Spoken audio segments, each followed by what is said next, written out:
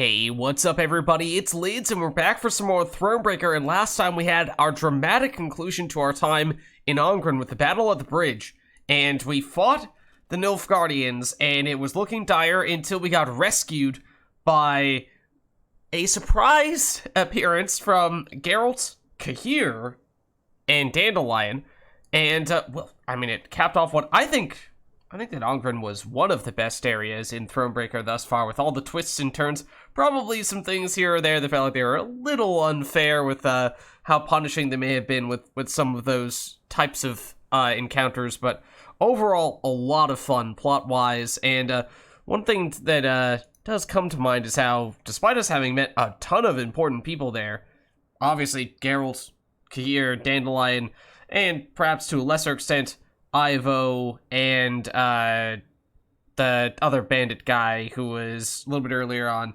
whose name currently escapes me.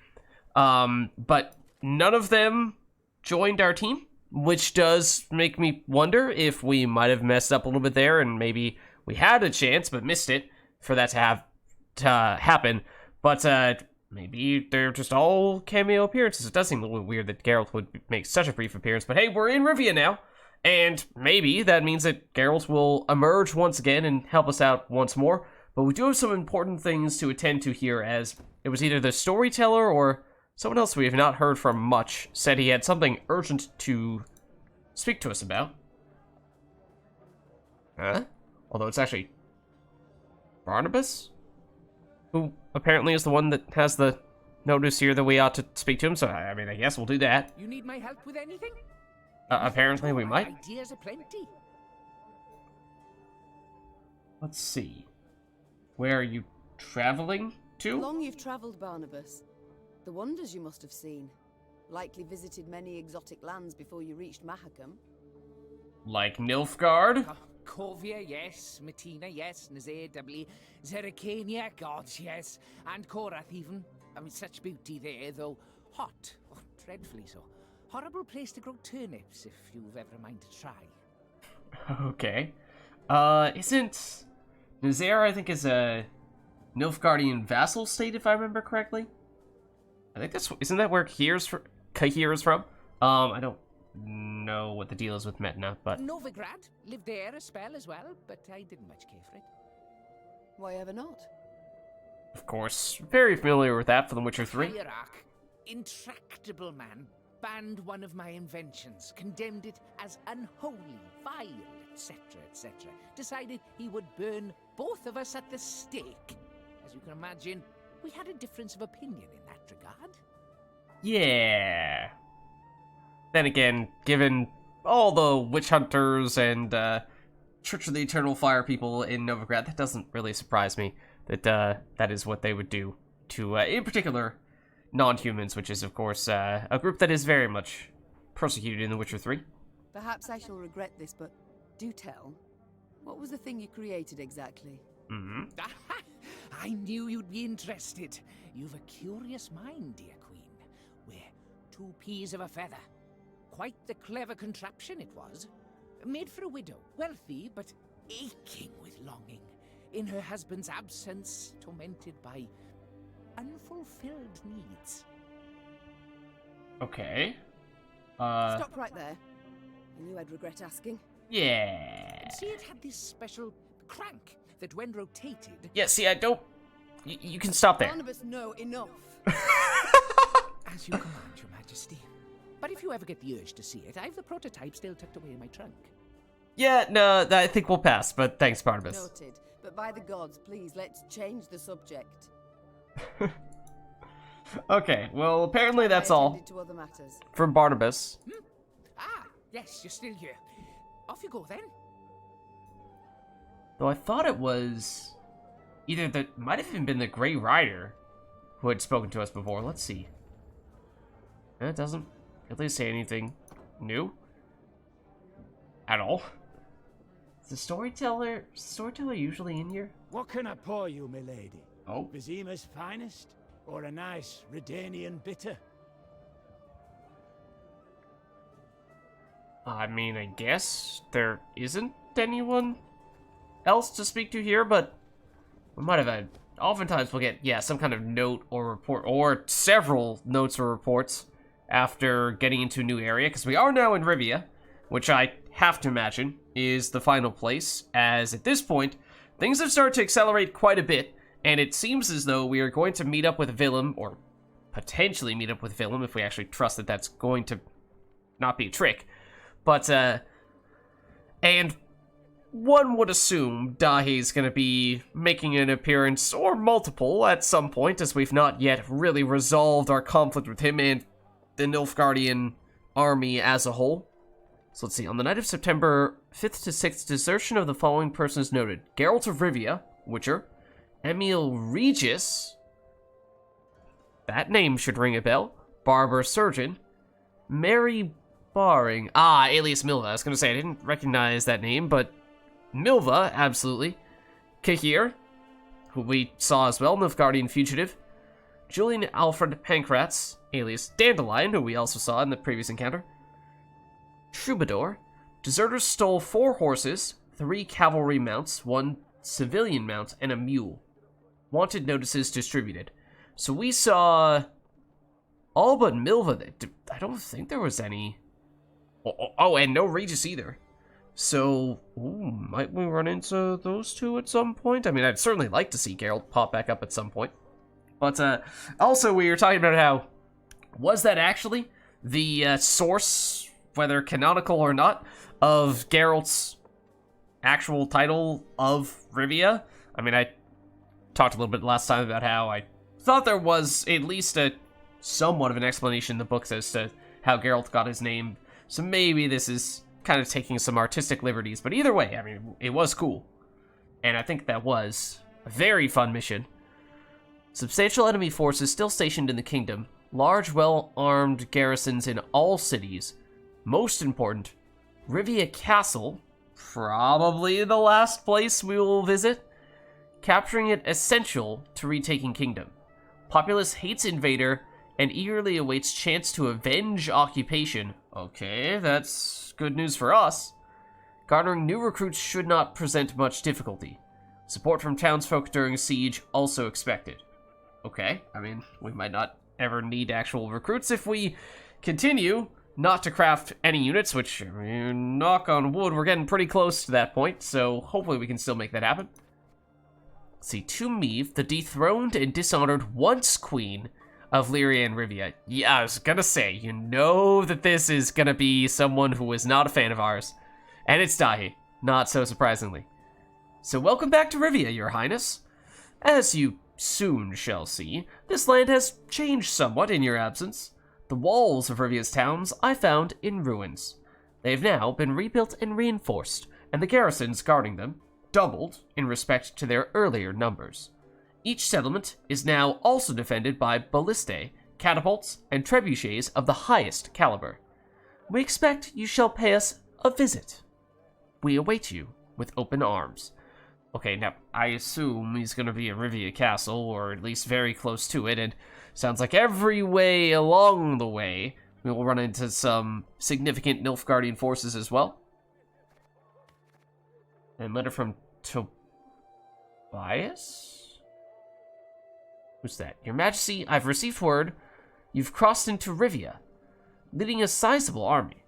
Words cannot express how much I rejoice at your return. I fully believe the final victory over the invader is at hand. At court, tension reigns. He's someone who's been reporting to us, somewhat regularly over the course of the entire game. Okay, fair enough. It's one of our chief correspondents who remains here and is probably a kind of sort of a bit of a spy for us, as everyone else is, for the most part, working for Nilfgaard. So yeah, at court, tension reigns. The lord who supported the enemy lords, plural, have suddenly grown spines. Prince Willem prepares to leave Lyria without the Nilfgaardian's knowledge, though I do not know where he will go. Many envoys from the Empire arrive. Judging by General Abdahe's expression, they do not bring him good news. The general's position might be weaker than is widely thought. I will attempt to learn more. May fortune be with you, my lady, and may we meet next in the capital, Captain Tobias. Yeah, there was some talk upon getting into Rivia last time about how our army had grown significantly stronger, which, well, certainly sounded nice. In truth, I mean, we haven't crafted any units for this entire playthrough, of course, and every opportunity we've had to bolster our forces, I feel like we've not really gotten much value out of that. You know, thinking back to Mahakam, for example, where supposedly we got the worst possible amount of support from Bruver, even though it felt like Bruver was still quite positive, despite us apparently not having done things that he was all that pleased with. So that, and then very recently, toward the end of Ongren, we also had to abandon basically half of our troops when we were being attacked and then chased by Nilfgaard. So yes, obviously we recruited some heroes along the way to help us out, but it's not as if our army has just somehow magically gotten significantly stronger as soon as we step foot into Rivia, unless, of course, we somehow immediately regained a bunch of forces who were in Rivia previously and or Lyria, but just weren't able to work with us because they were in what was kind of sort of Nilfgaardian territory. You know, what they were doing while we were away and trying to keep it on the down low, that they were still in support of Queen Meve, who knows, but or that might not even be the case. So then the other thing that I have questions about is this is, I assume, the final area. So our last opportunity to make any changes to this area, our last opportunity to make any further upgrades, and we could use this last palisade upgrade. We can afford it, so that's one thing that does directly assist us in battle. The mess tent, we're really not even done this. Oh no, this is the first one. We can't afford it, but this would be another way to further reduce the recruit cap cost of our units, and slash, you know, similarly, all these ones increasing our recruit cap. I mean, it hasn't been an issue for a very long time now, but maybe at some point that will be a thing worth considering. But I don't really think there's anything entirely new. I was wondering if maybe some of these ones would get additional options further down, particularly the ones that are still relevant for us, like this and this, but doesn't seem like it. So, I mean, we've seen if we do stockpile a whole bunch of resources, then sometimes we get punished when we have things that cut our resources in half, but I think for now we'll hold on to them. Also did notice as soon as we got here, we are now no longer in rags. We are back in our, was it previously golden armor? It was, right? I mean, it's been so long. Is this the first time we've been back in golden armor since Lyria? I mean, it probably is. So that's, I suppose, another good sign. No little hidden treasures over here. But okay, as for what we actually have planned here, well, we have no idea what's in this area, other than the main quest, which is a ways away. So, I mean, we'll make our way through. Hopefully, I think usually we find the beginning of sections tends to be a little bit easier in terms of conflicts, encounters, and what have you, and or there's some more dialogue and decisions to be made that are not directly conflict related. That gives us a little bit of a chance to power up and what have you, prepare ourselves for whatever we're about to face next. It also is very dark over here in this area in general. Recruits that we probably will never use, although that was a huge amount. Wow. That's like an order of magnitude more than we would usually get from those types of things, isn't it? But I mean, it did say that we were, in one of those reports, that we were expected to get a lot more support here. That is a very low number comparatively, well, relative to that at least. Kind of hoping we were going to get large numbers of gold and wood as well, but apparently that is not so. Okay. Yeah, that's not a good sign. At least that is not a good sign. Never thought I'd see the day. The Queen's returned. The Queen has returned, indeed. We'll probably chat with that dude, but are we going to have the choice of what to do about this? Is this a household or something else that obviously has a very prominent Nilfgaardian flag on it? Let's see, milady. Our soldiers are losing patience. They can't bear to see Nilfgaardian flags fly on our kingdom's borders. They long to see the Rivian coat of arms claim its rightful place. Your Grace, I know more urgent matters require your attention, but this would surely raise morale. And we are on high morale. I wholeheartedly agree. We shall pay for a new banner at once. That's... Apparently, banners are very expensive. Wow. No thank you. It's very expensive for a benefit that we don't actually need right now. We can remove the colors, but wait to raise the new. Won't be bothered with such prideful nonsense. We move on. I mean, that's weird, because there's no upside to it at all, so I don't even know there's any justification for that, but I guess we just do this. And usually those types of encounters you can come back to on a later occasion. Would have been nice if we had known that in advance that that was going to be the reward. Obviously, going in blind, we had no idea that was going to be the case, but otherwise we could have basically used it like a shrine to help us out when we were on low morale, but let's see what you have to say. Blackclads have shut themselves up in our cities. They give no hint of surrender, show no sign of giving ground. Okay. So perhaps in most / all the big cities, we will see Nilfgaardians. What'll become of Prince Willem now? Good question. Gather donations to support the war effort, helping best we can to beat those black-clad devils. Ooh. And you did a pretty good job at it, no less.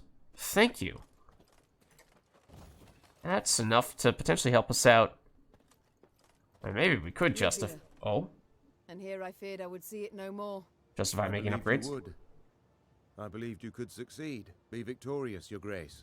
We've not arrived just yet, Reynard. Look, black flags still flutter over the cities. We've yet much work before us. More battles to fight. More blood to spill. Okay. Maybe, before we get into some of those battles where we're expecting to spill blood, we might as... Oh, no, not here. I mean, we might make some adjustments to our deck, because we have made a few changes, I think, as of late. No, that is the wrong button, Lids. This. And now it has... I don't remember what this icon is. Is this just to suggest that we can afford something? Like, yeah, we could improve Meve's walking speed in the very last zone of the game.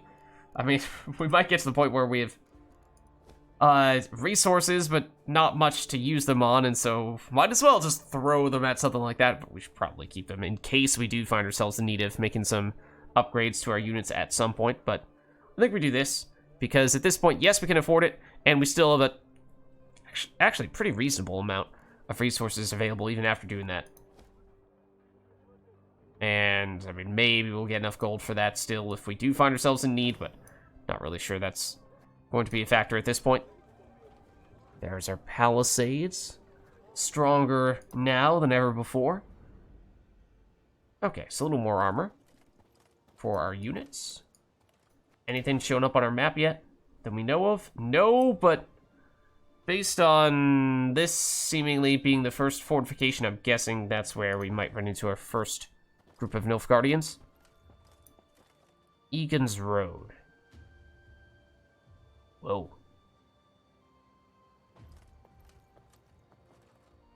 I mean, that's probably Rivia Castle? Castle of Rivia? Whatever, however they phrased it before.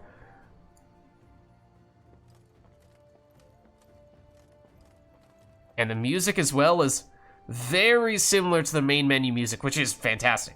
But that's fitting, given how we are close to the end of the game. Okay, it is a battle, and obviously it's a Nilfgaardian one at that.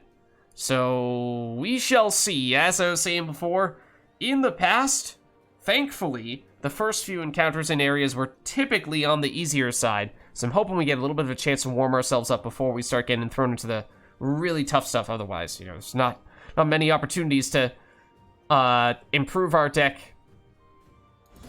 before this one. Since this is the first thing we're going into, let's see. In the barracks, Meve had witnessed the living conditions of many barracks. They typically smelled of boiled cabbage, sweaty foot rags, and cheap hooch. Nilfgaardian barracks, however, proved of a different sort. Cleanliness and tidiness were highly valued. Meve watched with satisfaction as her soldiers' filthy, mud-caked boots tracked across their immaculate, polished floors. Okay, it's a standard battle. So 3 rounds. No special rules, it does not seem, but we'll see what leader ability and potential cards they have starting on the board might be. As those types of things in particular were what made our most recent encounters with the Nilfgaardians tough. Damage an enemy by the number of allied units, cooldown 3. That feels pretty weak. There are certainly some cards that some Nilfgaardian opponents have used that help them flood the board very quickly, but I think we can still find a way to work around that. So we would like to load up on a whole bunch of Skellige guys early in round 1, because we should have our leader ability back, because that was something we did not have before. Also, we are certainly surrounded by Nilfgaardians. Let's dump Bomber. Dogger. Okay, so yes, we can play him in round 1, but we need to make sure that he doesn't die, and that we put him back into our deck with our leader ability, so we can then get him back out in a later round. So, in truth, that is a little bit risky, and we would probably prefer to be playing other Skellige guys, like the Warriors and Patricide in round 1, and leave you for a later round, just to keep it a little bit safer. Could dump these two, Barnabas in particular. You do work with the Tainted Ale. There's always the question of Tainted Ale plus Infiltrators or Skellige guys round 1. I think we dump Barnabas. Now you're making this a lot tougher to decide. We still dump you. This card we don't really want to be playing in this round, but she's valuable enough that we probably hold on to her. And at this point, let's save our mulligans. Okay, so we're going first. We don't have anything to target here. So we could, and probably should, proactively play some Skellige guys. So the order ability timing is not super important. Let's go Patricide first. So we may want to use his order ability on our next turn. Unlikely it's going to be super valuable at the very beginning. We could use leader ability here and get a footman out, or replace a footman with another Skellige guy, or 2. Or we could wait 1 turn before doing that so they have some units on the board so we at least get some value out of the Arbalest loyal abilities, but if we do it now, we obviously get it off cooldown a little more quickly, so maybe we'll still do it here. So let's dump you. Let's get... we have most of our warriors already in our hand, right? Sure, we'll get 1 and we'll get 1 of each. 1 of each. Is today the day? May disgrace ends here. Time Okay. wiped it away. So, 101, 102, after 2 allies appear on battlefield, boost self by 8, gain resilience. It's been a while since we've seen these guys, I think. Okay, so it's a lot of armor. We do have some ability to damage you, but not a lot.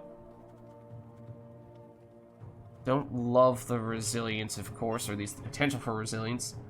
We could capture you, although artifact compression we might want to save for something a little bit bigger. And this might not really be a strong enough card to be keeping in our deck long term, to be honest with you. Could play Mahaka Mail early. That is a card that the earlier we play it, the stronger it becomes. I think we'd probably just load up on more Skellige guys for now, though. And it's 2 turns. 2 turns. So, kind of hoping they play something next to you on the next turn and we can use Fake Florin to have you guys fight each other. Otherwise, yeah, I mean, this is the tiniest bit of damage to hit you there.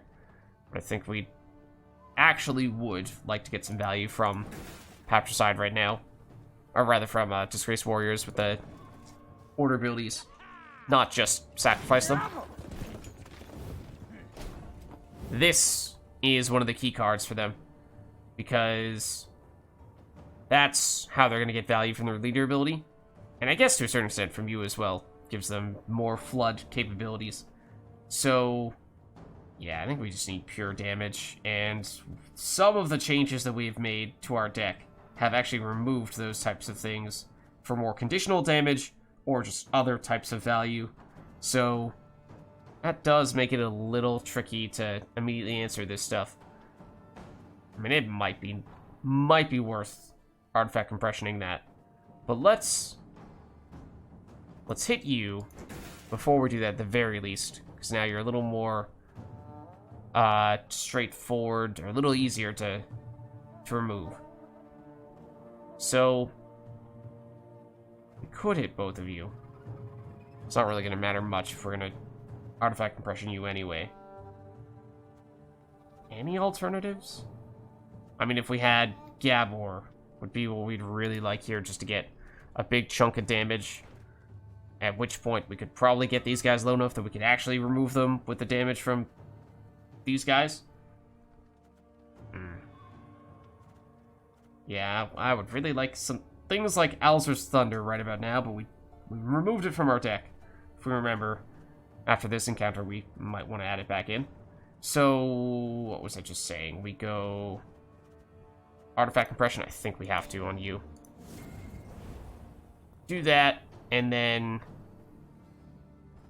don't really think we have enough damage to take you out. I mean, again, the order build here doesn't make a huge difference because it was, we were going to get rid of the other guy with artifact compression anyway. So now you, I mean, you're still hitting for 12.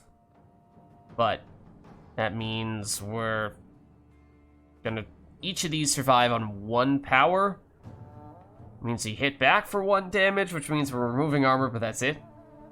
So that's not great. I think we might still wait. And just accept the fact that you're getting resilience. Well, I hate that. I do hate that. Let's play more Skellige, guys, and we'll play for our own type of carryover. Yeah. Oh, cooldown 3. This is not just a activate once type of thing. I did not remember that. Okay. Not a big fan. Not a big fan. It might be time, especially since we've now used all the Skellige guys that we have in hand, to consider Tainted Ailing on you, because you're now pretty big, and it is a form of removal. It's slow, is the downside, but I'm hoping that it's still early enough in the round that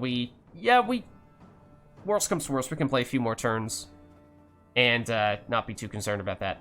But let's, in that case, I guess we're hitting you, actually?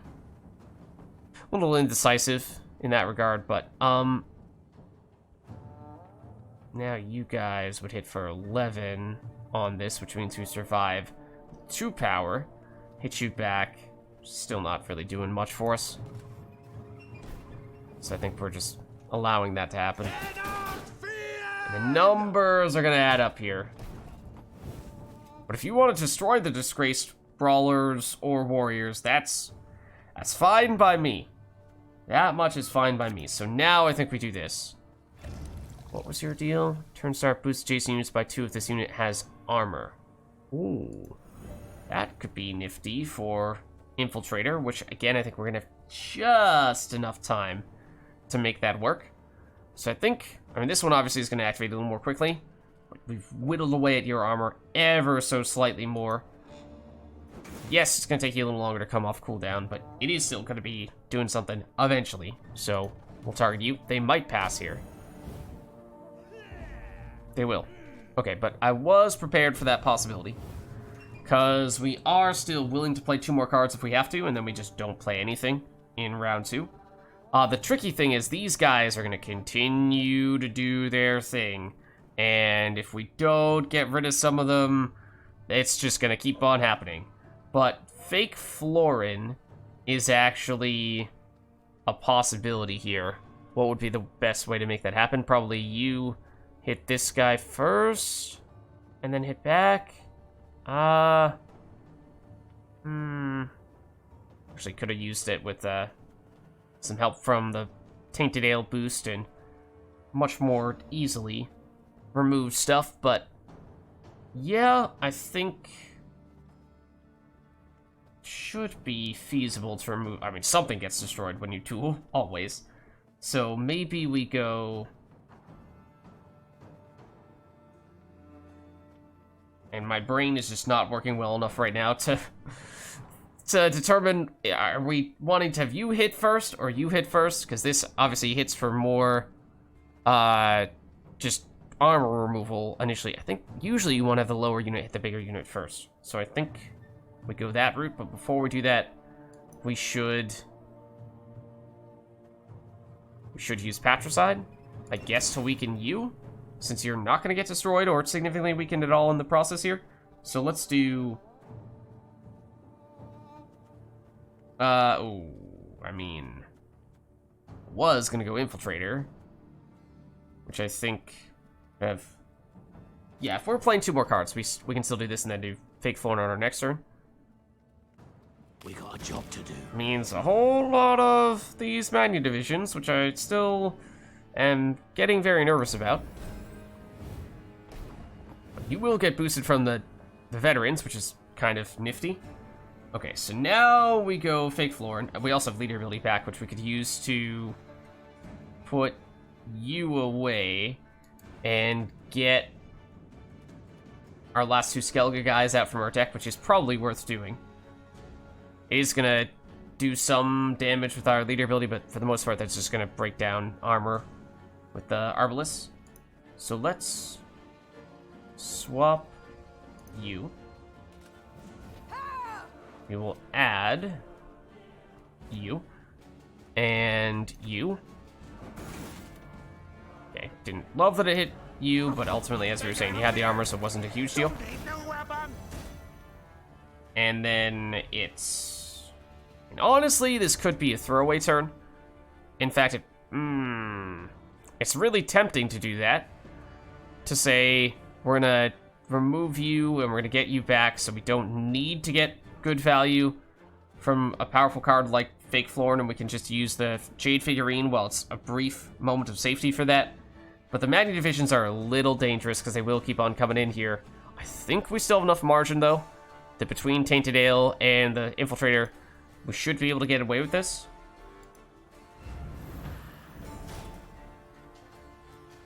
And let's do that, and we're finally actually hitting through some of that armor. At which point, does it suddenly become worth doing this? Not sure that it is. You hit for 8 damage, which means we hold on at 5 power, which means... I think that actually is worth it. Because then we do this. And we shut you down for this turn. No risk of additional Magna Divisions coming out. So then we end our turn. Don't need to use you. You come back with a lot of value. This will activate, and we have a big lead. Okay, so we obviously have played more cards than our opponent. However, if we don't play anything in round 2, that's still fine. That way we'll still be up to 10 cards in round 3. Now, they may play some stuff that has resilience in round 2. We'll see. That would be worst case scenario for us, because then they're still getting value out of round 2, because we're basically allowing them to do whatever they want in round 2. So we have Dogger. That's obviously huge. We would like to use this. We'd like to use this. We've used up most of our Alchemist synergy stuff because we did use our Infiltrator plus Tainted Ale combo in round 1. So I'm a little hesitant to lean on that. Bomber is... I mean, I guess we've already played all of our Skellige guys, so we don't have that much left in our deck. Although, Reynard and Gabor are the 2 big things we're missing here. I think we just... Since we're not planning to play in this round, we'll leave it as is for now. We'll dry pass, and we'll see what we draw into in round 3, and then we'll use any remaining stuffs after that. Okay, they did have resilience, so that's... They do have a lot of resilience, so that's exactly what I said we didn't want them to use. So that's unfortunate.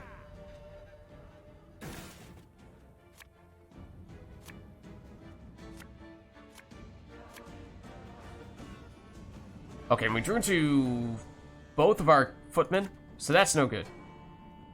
And we have 1 redraw left, and I think it's guaranteed to give us Reynard, which I think is preferable to...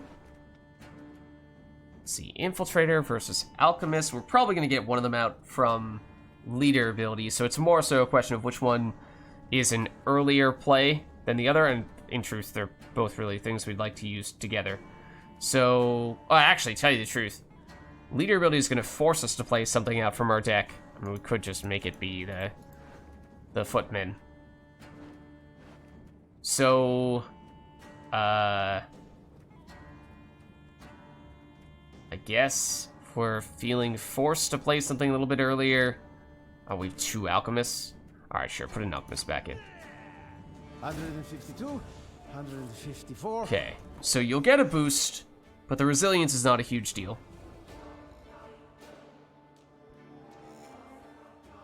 We would kind of like to get rid of the Lyria veterans because I think they're going to play a whole bunch more of them, and they're all going to get stronger every time they do that. So this does have some long-term engine potential. So let's see, one more turn before we get leader ability back. I think we go Dogger here, and that gives us all the Skellige guys back. Next turn we use order abilities on the Skellige guys aggressively, replay Dogger with leader ability, and get one other card out from our deck as well. And it allows us to replay, in particular, the Disgraced Warriors out. Come on, kill me! Has today the day? Wanna know why I got my scar? Come here, you dunce! Ah! May the Disgrace Okay. ends here. So that's our form of carryover, of course. Let's see what they do. This is the guy who gets boosted whenever we use an order ability. Next time enemy uses order, boost self by 2, gain 2 armor. If it's a unit, damage it by 3. Yeah, so they love to spam these, we've seen. So, let's see. We can't quite remove you immediately with Gabor, but we're pretty close to being able to do that. If we went fake Florin, we would remove you. That's maybe not perfect fake Florin value, but it's not bad. And maybe we just take the sure thing, and the earlier we shut you down, of course, the more aggressively we can use these guys. So I think we maybe just settle for decent value there. Some damage on the Lyria veterans as well. So technically we should have used Patricide first, but okay. So now you're weaker. Would still like to remove you again. I think we're probably just going to let you get boosted, and you might become the target for the infiltrators. Infiltrator, singular. You have 9 damage, which means you can't quite destroy Disgraced Warrior. I think let's go... We actually kind of want Disgraced Warrior to die, because we're about to replay these guys on this turn, in fact, with leader ability into replaying Dogger. So rather than immediately destroying you, let's do this for both of the warriors. We still not added the 3rd warrior to our deck. So we were totally talking about that before. Apparently we still haven't done that. We've been talking about that for a while now. And it's times like these where that would be really significant, because the more Skellige guys we have, the more this adds up. So we've done that. Now, oh no, we do. Okay, we have them. We have them. Don't worry. We remembered, apparently. So I think that's all of them. But now we can do these ones and go like that. Again, I think we just remove these guys, or try to start whittling away at them, because I think this guy is going to get boosted, and we're just going to have to accept that. So you can get destroyed. And then we go leader ability, replay Dogger. I mean, he has... Okay, it's just a 1-point boost, so don't worry about it that much. It's mostly that base power increase from sacrificing those Skellige guys. So put you back, replay you, and then... Is this going to be an Alchemist situation? I mean, it could be on a Disgraced Brawler. Not that that's a huge deal. What is the set power equals the units on its left? We could make you weak. I mean, technically, next turn would be better still, because you're still going to get this boost even after we do that. So we might even deliberately use a Footman here. I think we actually do, on the assumption that we're going to use leader ability later in this match, and we'll get more value from saving the Alchemist for that. Give me some of that. Get these guys back.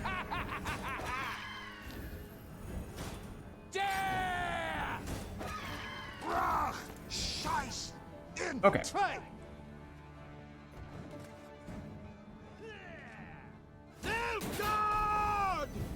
Turn start. Boost adjacent units by 1 if this unit has armor.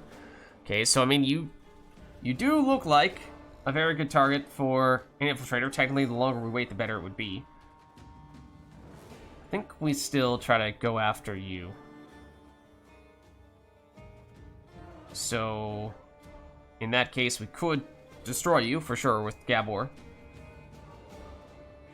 Don't really know what we're going to get out of you. We should use Balmer early, but on the other hand, it's sort of an anti-synergy with the Infiltrator, as we've said many times before, so that might be a reason to rush Infiltrator so we can get the Bomber down and get some value out of it. Otherwise, we just play Bomber in this row, and eventually, hopefully, they'll play something there, and we'll get some value out of it.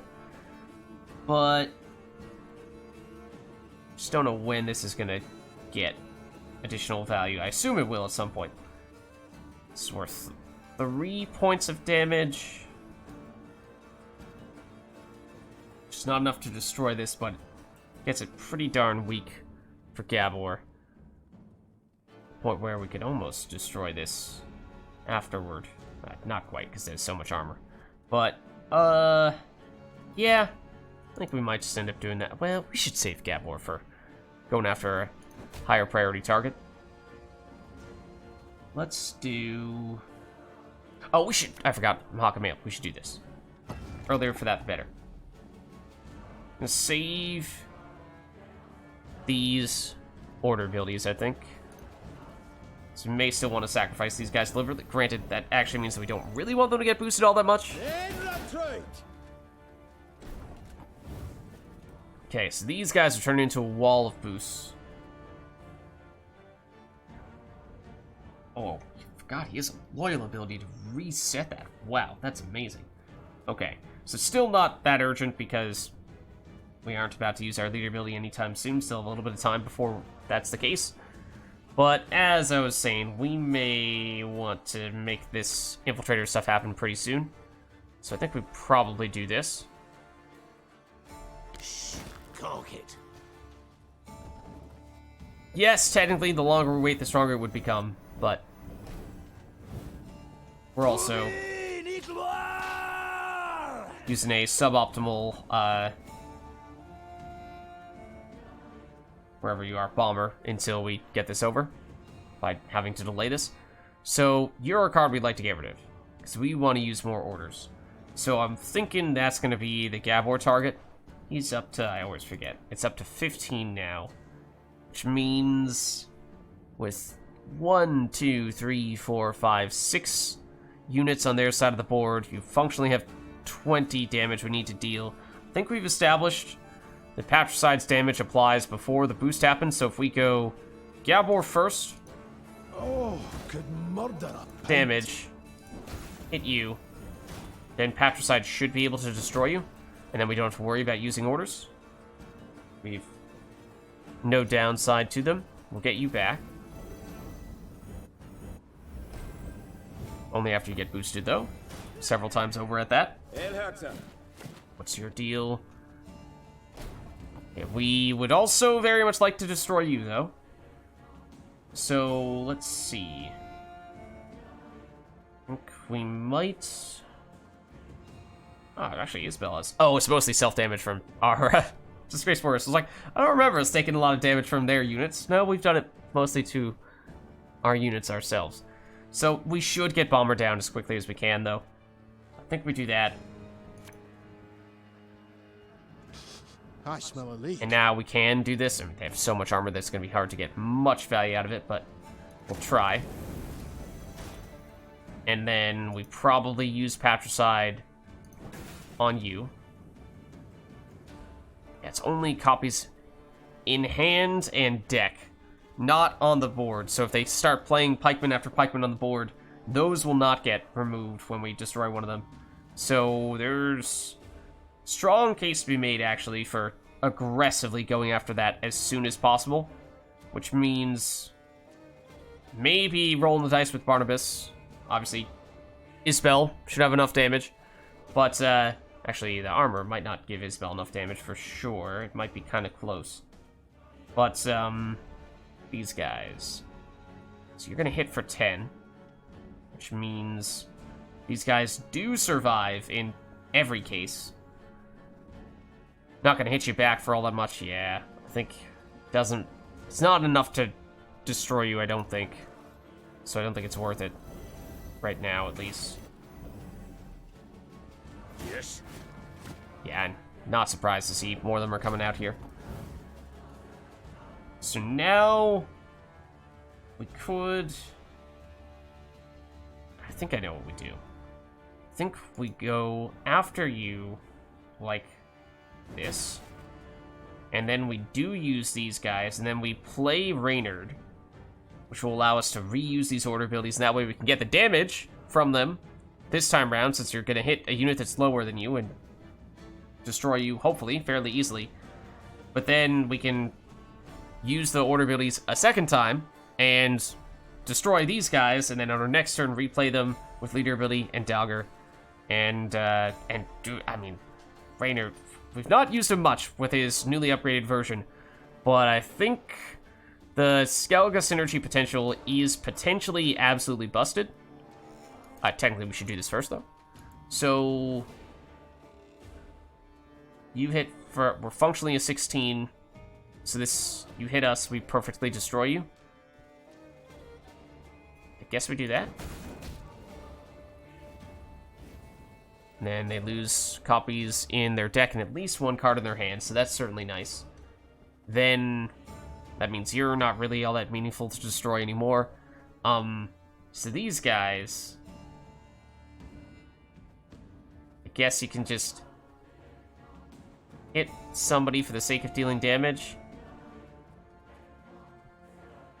Which is actually not a terribly easy thing to do. In fact, you're actually the best target by some accounts. The armor's, yeah, gonna be pretty tough to break through, but otherwise it's 1 damage on you. I guess a little bit more from this guy. But, yeah, sure. We'll keep it simple. We'll go for that, I guess, or 2 damage. Maybe a little more this time around. And now we... Reynard. Discipline shall bring us victory. And now we can probably just destroy you. In fact, Patricide, at this point, 1, 2, 3, 4, 5, has more than enough damage to destroy you in 1 hit. This is a decent target for brawlers, I think. So why don't we... Let's go... Brawler. Now let's start removing some of this armor. Technically, the one in the middle is a little more valuable, although it has more armor, so take your pick.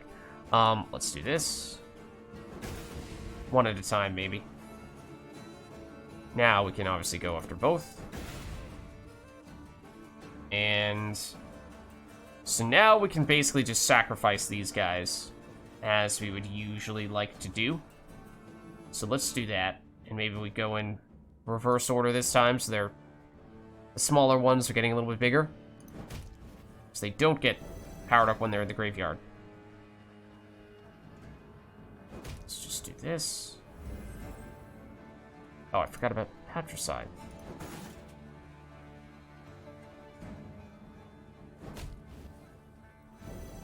Okay, then next turn we bring people back with Dogger, and Reynard also resets everybody as well. Off to the front yet again. Okay, well, we got rid of one of the Darlin soldiers, or Darlin veterans, on the previous turn, so not as meaningful as that would have once been. So this is, yeah, potentially still an engine for them, so potentially worth going after, as would be this veterans here. So, let's see, you're gonna reset deploy abilities. Oh, only deploy, not orders, deploy abilities. Oh no, his deploy ability, which is to reset order abilities. Okay. Yes. It is what I originally thought. Okay, gotcha. So anything with an order ability that we would like to reset is worth playing, or worth using, before we use Reynard / our leader ability here, so we should lead with Patricide, that means. And for Patricide, is it you or is it you? Yeah, you can make a case for either one. I guess you, we have to remove the armor. You, we have to remove the... And then we're done. You, we have to remove the armor and then actually destroy you, which is a little bit harder. So I think we actually go for that. So then... Now... I think we can do... Leader ability, which granted means we'd kind of like to bring out an alchemist. I think we might. I think we can still make that work. Let's go put Dogger back into our deck so we can replay him and get the skeleton guys back out from our graveyard. We played Dogger first, and we want to put him in place where we can use the alchemist. So we want something. We want Dogger to the left of something small, like basically put Dogger in between these two, I think is probably the best play. So you first, then you. Dogger goes here. Then we get all these. Are we gonna run out of board space? Has that ever happened to us before? Is today the day? We do that. Okay. And now Reynard has given us access to all of our order abilities that we had used once again. So perhaps, at least short term, most significantly, Patricide. So we do that. And then probably still worth using Disgrace Brawler here just to get the armor down. So let's do that. And then now we've removed that armor. I mean, we can still hit you. It's not a terrible thing, but we can destroy you. That would be great. It's not necessarily an easy thing to do, but we'll start whittling away still, I suppose. And it will take a turn before we can use these disgraced brawlers. Not warriors. And they're not quite going to be able to hit hard enough unless and until we get Patricide out here. We also have not played a unit from our hand yet. So, what is going to be our finisher? Because it can't be Isbel. We need one extra turn for her. I mean... I think it's Barnabas. Then it's Isbel. We might not even have room for the Alchemist, to be honest, but we can probably live with that. Let's go Barnabas, and we'll put him... He's going to turn into a 6, isn't he? So I guess... It's functionally the same here as the Alchemist would be. Okay. Enough time for this. Also, that's not terrible, potentially, but it's not great, actually. We'd rather keep our skeleton guys as skeleton guys, probably. 3 turns. I am not sure we have enough time to do that. That might actually just backfire on us. Allies that we'd like to give immunity. I mean, we could do that for Patricide, just so that they don't destroy him. But still not super valuable. A little more time, we'd like to do this. The bear... Yeah, so I mean, like, turning this Disgrace Brawler into a bear is, I guess, not a terrible thing. It's a slightly higher power increase. It does increase power. The downside is that we're probably about to sacrifice these Disgraced Warriors, which means that we would get more power on these guys. Then again, these guys are strong enough at this point that I'm not sure we want to do that anymore. So, yeah.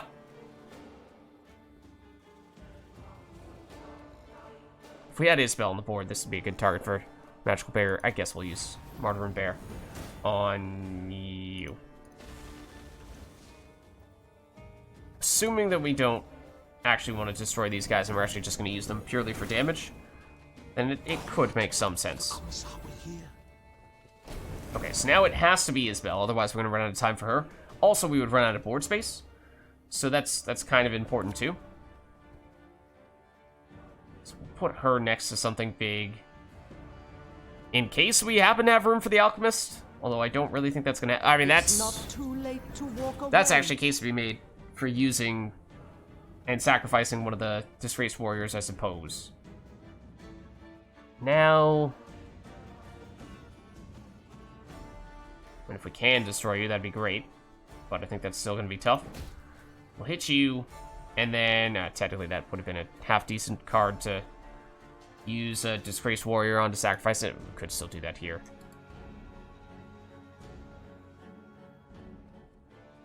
Let's sacrifice you, because you are the smallest. That gives us room for Alchemist later. And now we can use you guys for actual removal on this, although I'm not really sure that's the best option, to be honest with you. Not really sure that's worth it. I think we might just leave those guys for the time being. Yeah, it's more veterans, but don't really think they can outscore us at this point. With Isbel's 167 damage, they have some armor, but I don't think it's enough for any of these guys to survive if they can, and it's awfully close. And with the extra assistance of Patricide here, and whatever other cleanup we may need from these guys, I have to think we'll be okay. Because, bye-bye to all of your units. And now we do If anyone asks, this. you've not seen me. And we get the best of every world, I guess. And unless they can put up 288 points in one turn, then we should be more than that. Then we should be fine. Yet again. All right, there you have it. First encounter in Rivia. No problem. All right, so let's see. I mean, the skeleton guys, as we have seen in the past, still proving to be amazing. What do we have here, though? From Dahe, so to Sergeant Jan Fran. Sergeant, Queen Meve approaches Rivia. Though her ultimate failure is assured, we'll see about that, we cannot rule out the possibility that she will breach the cordon at the border. Thus, I recommend all outpost commanders to conceal division treasuries. In the unlikely event of failure at the border, our resources shall nevertheless not fall into enemy hands. Mark the location of your hidden coffers on a map and dispatch it to High Command immediately. And by that you mean that the very message you are sending, saying that you don't want us to find out where all of your treasure is hidden, is going to be the very thing that tells us where all of your treasure is hidden? Absolutely. Okay, so yeah, it's like some kind of fortification with palisades all around it, and then some kind of boulder, a nice boulder, with the treasure right next to that. Music is different now as well. Okay, we'll obviously loot the other stuff too. Oh, what is all of this? Can we go over here? Is that a separate? I think that's a separate area. We'll only be able to get to after we loop around elsewhere. Yeah, we'll be headed there soon in all likelihood. And that is a battle. Okay, but with that being said, I think this is probably a good place for us to wrap up here. That was our first actual look at doing things in Rivia, what seems to be the final area of Thronebreaker. So I'm excited to see what we still have left here. But thank you all for watching. Hope you enjoyed the video, and I'll catch you next time.